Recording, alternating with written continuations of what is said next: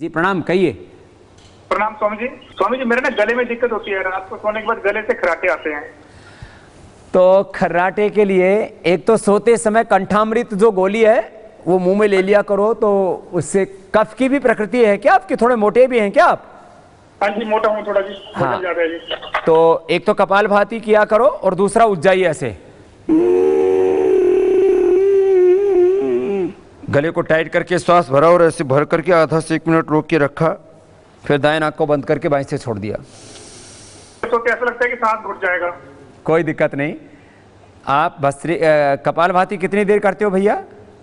10 minute 15 minute जी। हाँ, 10-15 minute kapalbhati ऐसे जितना आप में फोर्स है कीजिए, आप कोई दिक्कत नहीं है। उज्जाई कीजिए और सिंहासन भी करना ये, और सुबह सुबह गोमूत्र पी लिया करो, 4-5 चम्मच गोधन अर्घ वो गर्म पानी में डाल के पी लेना। और कंठामृत जो है वो चूस करके सोया करो आप, खराटे नहीं आएंगे आप। क्या करेंगे? कंठामृत पी के सोना है जी। कंठामृत चूस करके हाँ जी। और बस मुंह में डाल करके सो जाना, तो खर्राटे नहीं आएंगे। कंठामृत चिबाना है जी उसको, है ना जी? हाँ, बहुत बहुत आशीर्वाद आपको।